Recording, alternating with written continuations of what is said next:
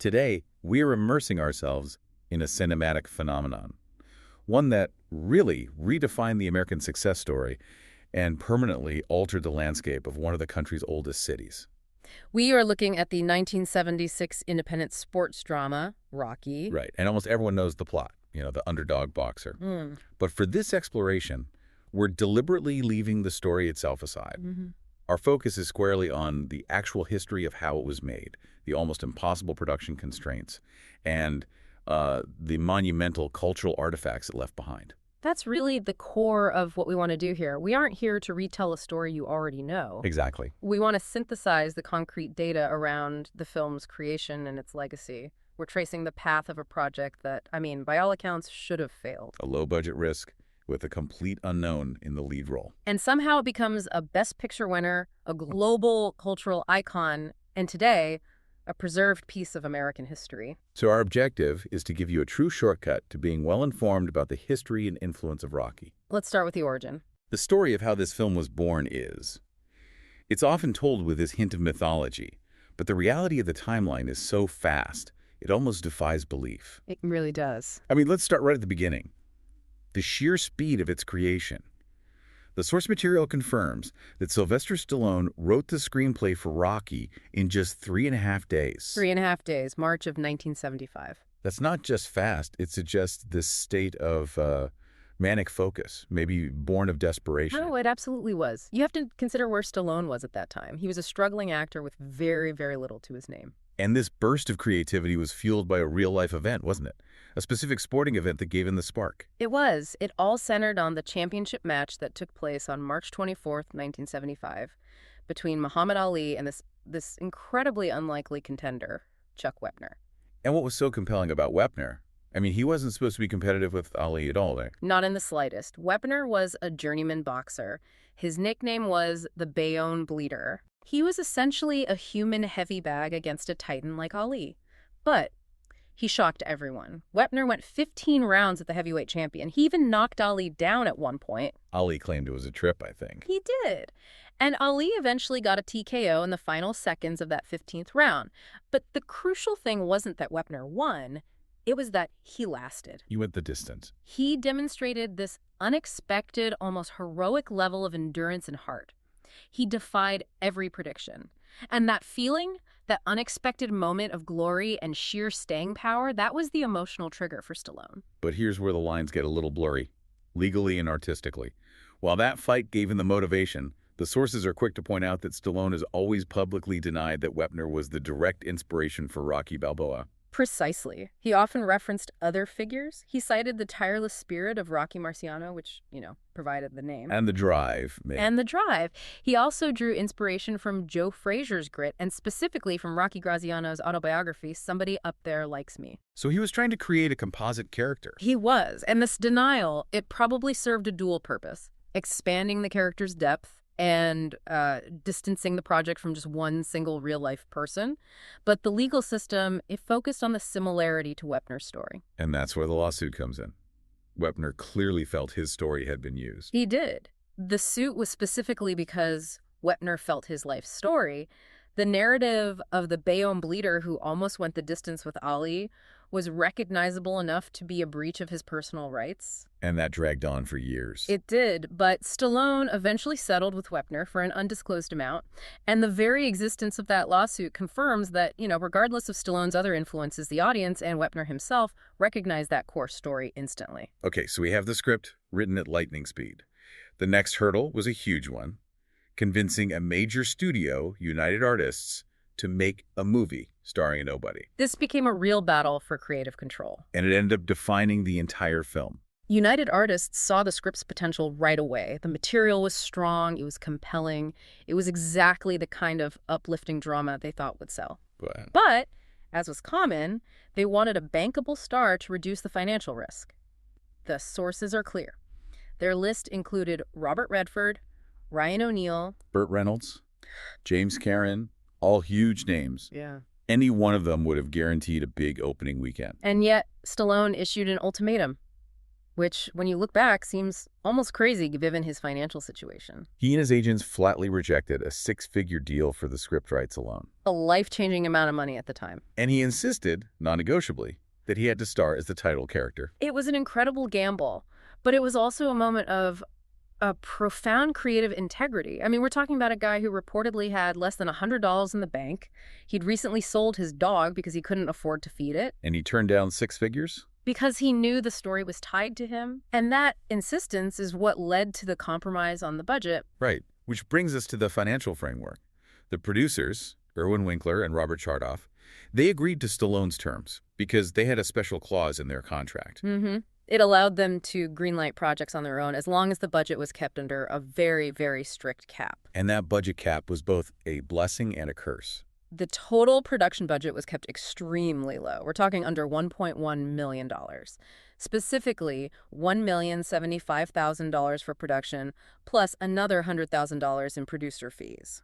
To put that in perspective for you, a film like Network, also from '76, had a budget of around $3.8 million. Rocky was operating on a shoestring. It was a true independent venture in a studio system. And we should note, while production was cheap, the advertising costs later soared to $4.2 million. Which tells you that once the studio saw the final product, they knew they had a hit. They were willing to spend 4 times the production budget just to promote it. Let's go back to the script for a second. The low budget also dictated a shift in tone from what Stallone originally wrote. The original script was significantly darker. Yeah, it would have been a very different film. What were some of those differences? 2 key things stand out. First, the character of Mickey Goldmill, played by Burgess Meredith. He was initially written as overtly racist, a much harsher, less sympathetic character. Wow. And second, and this is maybe the most dramatic change, the original script ended with Rocky deliberately throwing the fight. Throwing the fight? Why? Because he wanted to reject the corruption he saw in professional boxing. It was a much more cynical ending. So those darker elements were smoothed out during filming. They were. They moved the story toward that uplifting, aspirational American dream narrative that ultimately defined its success. The decision to let Rocky go the distance and find a moral victory transformed the entire message. So filming starts on January 9, 1976. Mostly in Philadelphia. Okay. And these budget constraints led directly to some of the movie's most iconic scenes. These are classic examples of low-budget brilliance. Take the famous first date scene between Rocky and Adrian, the one where they skate alone on an ice rink. He bribes the janitor to let them in after hours. Right. And that wasn't written just for romantic intimacy. It was a purely practical solution. The production simply could not afford the hundreds of extras needed to shoot in a public rink during business hours. So they turned a lack of funds into this incredibly tender, defining character moment. Exactly. And that cost-cutting went right down to the props and costumes, which is just astonishing. You're talking about the poster mistake. I am. The poster displayed above the ring before the fight. It incorrectly showed Rocky wearing red shorts with a white stripe. In the actual fight, he wore the opposite. And instead of reprinting this massive prop, they just wrote a brief scene where the promoter points out the mistake and basically says, it doesn't really matter, does it? It was cheaper to pay for a line of dialogue than to fix a set error. That is mind-boggling efficiency. But it also makes the world feel messy and real, doesn't it? It does. And a similar thing happened with Rocky's robe. When it arrived on set, it was way too big for Stallone, just baggy and ill-fitting. So instead of getting a tailor, Stallone just worked it into the dialogue. He has Rocky point out how ridiculous and oversized the robe is, which turns a production mistake into a character detail that highlights his amateur status. It's that kind of resourceful filmmaking that gave the film its raw, almost documentary-like feel. That low-budget reality didn't just shape the set, it also drove the casting process, particularly for the key supporting roles. While you had Stallone, Burt Young, and Burgess Meredith set, finding the right actors for Apollo Creed and Adrian was a challenge. Let's start with Apollo Creed, the champion. The role eventually went to Carl Weathers, but that was after a real-life boxer, Ken Norton, pulled out. Right, but what's most significant is where the character came from. The sources confirm that Apollo Creed was intentionally modeled, both in persona and mannerisms, on Muhammad Ali. The showmanship, the poetry, the confidence. All of it. It was a direct homage to Ali's public presence. You needed this colossal, almost mythical champion for the underdog story to work, and at that time, Ali was that peak. And Ali himself acknowledged it, didn't he? He did. Most famously, at the Academy Awards ceremony in '77, He and Stallone staged this brief, friendly confrontation on stage. It was like a public acknowledgement of the artistic debt. It legitimized the character, but we also have to bring up Joe Frazier's claims. He had a cameo in the film, but he later said they used parts of his training regimen without credit. That's a fascinating counterpoint. Frazier specifically pointed to two iconic moments: Rocky punching the sides of beef in a meat locker, and the legendary run up the steps of the Philadelphia Museum of Art. He said he did those things in real life. He claimed those were his methods, right there in Philly, so this raises a great distinction. While Ali may have inspired the champion's persona, it's possible Frazier inspired the hero's methods. Which just deepens the film's connection to the real world of boxing. Now, what about Adrienne? Her casting seems to show how determined they were to avoid a typical movie star look. Oh, absolutely. They had significant difficulty casting her. The first choice was Carrie Snodgrass, but that fell through over salary. Then Susan Sarandon auditioned. But they said she was too pretty for the part. Exactly. They felt she couldn't capture the shy, withdrawn character they envisioned. Cher also auditioned, but she was deemed too expensive. So they went with Talia Shire. Yes, the producers insisted on her after her audition. They believed she had that perfect blend of fragility and quiet strength. It shows they valued authenticity above all else. And that commitment to authenticity, to grit, it extended to the minor roles too. Yeah. The low budget meant using everyone they had on hand. In this case, family. It's a really charming part of the production. Stallone brought in his own family for small parts. For example, his father rings the bell during the final fight. And his brother, Frank Stallone. He's the street corner singer. And that song he's singing with his friends, Take You Back, is actually an original song that's on the official soundtrack. That gives it such a local, authentic feel. But the cast list also has some surprising names who were complete unknowns at the time. It does. Rocky really was an incubator for future stars. You have Tony Burton, who played Apollo's trainer, Tony Duke Evers. He ended up staying with the franchise for its entire run. A very rare feat. And here's the one that always gets people. Michael Dorn, who you know as Worf from Star Trek, The Next Generation. In a way. He made his uncredited acting debut as one of Apollo Creed's bodyguards. That's an amazing piece of trivia. To think the future Klingon warrior started out silently guarding Apollo Creed. It just shows the pool of talent they drew from. Let's pivot to the technical side of things, because the sound and the visual language of Rocky are just as iconic. And the musical score was also created under huge financial pressure. The sources detail an astonishingly low music budget. Just $25,000 for the entire score, composed by Bill Conti. $25,000. That had to cover everything. Conti's fee, the musicians, the studio time, even the recording tape. It was shockingly low, even for 1976. And from that tiny investment came one of the most recognizable movie themes in history. Gonna Fly Now. It completely transcended the film. It became this global shorthand for striving and determination. The numbers are staggering. It hit #1 on the Billboard Hot 100 list. And the American Film Institute later ranked it as number 58 on its list of the 100 greatest movie songs. It's a perfect example of how scarcity can sometimes force brilliant simplicity. And beyond the music, Rocky is famous for its use of a new piece of technology, the Steadicam. Oh, yes. Invented by Garrett Brown. This system gave them this revolutionary stability for smooth, dynamic photography. It was absolutely crucial for those training montages. It let the camera run right alongside Rocky. Exactly. It tracked his movement, followed him up the art museum steps. It gave those sequences their power and intimacy. Now, we do need to clarify an important detail. Rocky is often miscredited as the first film to use the Steadicam. It's a common misconception. The research confirms it was actually the third. The films Bound for Glory and Marathon Man used it just slightly earlier. But Rocky was the film that really popularized it. Without a doubt. It was the film that showed a mass audience what the technology could do, especially for action.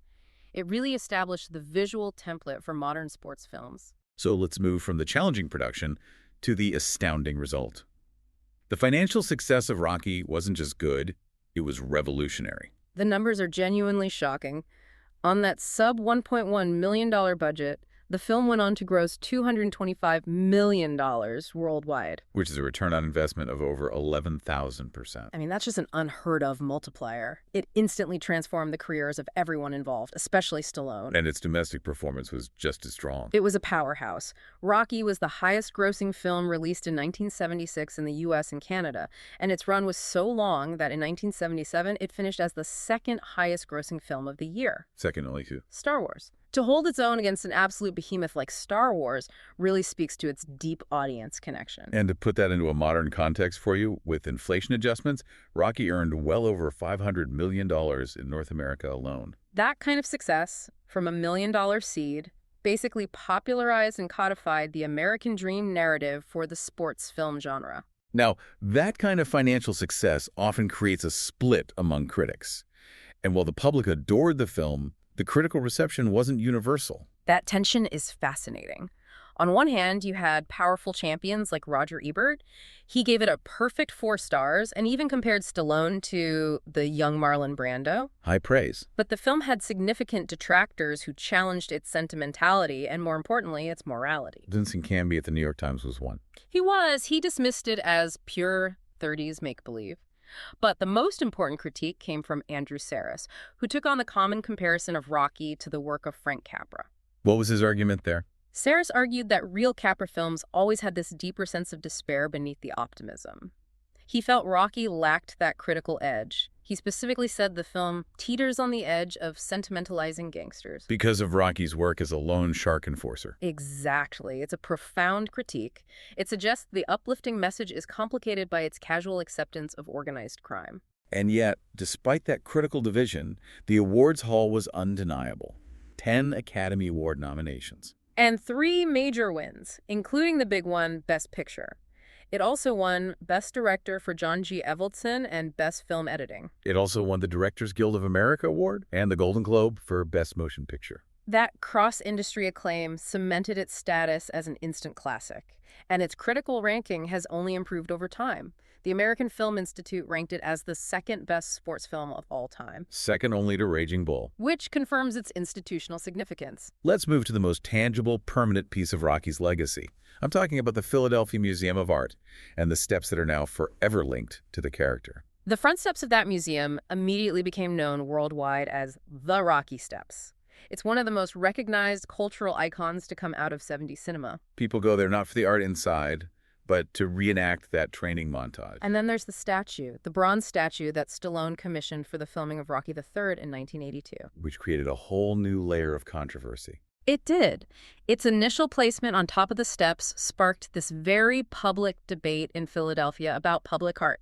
Was a statue of a fictional character appropriate for a high art cultural institution? And yet, many people in the city embraced it. I remember the source quoting the city commerce director, Dick Doran. An astonishing quote. He claimed that Stallone and Rocky had done more for the city's image than anyone since Ben Franklin. That is an immense statement. It is. It shows how immediately the city adopted the character as an avatar for its own grit and resilience. And the statue itself moved around quite a bit. It did. After the controversy, it was moved to the sidewalk outside the Spectrum Arena, but it was so popular it kept being brought back temporarily for the filming of sequels. And what was the final resolution? A compromise. In 2006, the statue was given a permanent home next to the steps at ground level. It's a major tourist photo op, but it doesn't disrupt the museum's entrance. And the steps are more than just a tourist site. They've been used for real-world events. That's the deepest sign of cultural penetration. In the 1996 Summer Olympics torch relay, Philadelphia native Dawn Staley ran the steps as part of her route. And in politics, too. Presidential candidate John Kerry used the steps in 2004. When Olympic athletes and political leaders are using them, they're invoking the film's message of hard work and overcoming the odds. And of course, the ultimate confirmation of cultural recognition is parody. That training montage has been parodied constantly. So many great examples. In The Fresh Prince of Bel-Air, Will tries to run the steps and collapses. Right, and then gets robbed.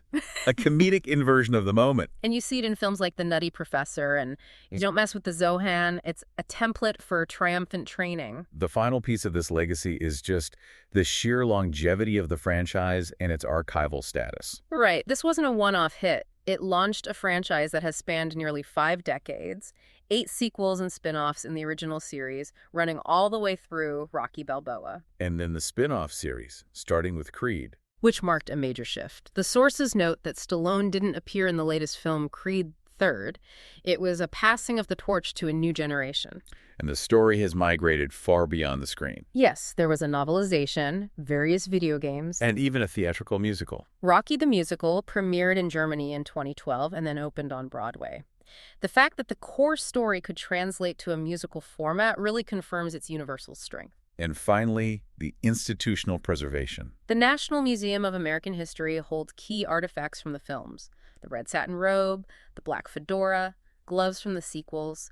It confirms the film's status not just as entertainment, but as a documented piece of American cultural history. So to connect all these points, Rocky's significance is really tied to the contradiction at its heart. It was a project the studio rejected, forced into existence on a minimal budget, and yet it defeated massive productions to win Best Picture. It changed the economic template for success in Hollywood. So what does this all mean for you, the listener? Consider that unique, tangible relationship between the film, a piece of 3-day writing, and the city of Philadelphia. The Rocky character created a piece of permanent public sculpture and transformed a simple flight of stairs into a globally recognized monument to human striving. A municipal feature turned into an icon. Think about the singular power of a cinematic moment to fundamentally alter a city's landscape and identity. The true, enduring message of Rocky wasn't the final bell in the ring, but the permanent physical mark left by an ordinary person striving to prove something profound, really just to himself. That transformation of an abstract feeling of hope into a physical, recognized monument is what makes Rocky a true singularity in modern film history. Thanks for listening.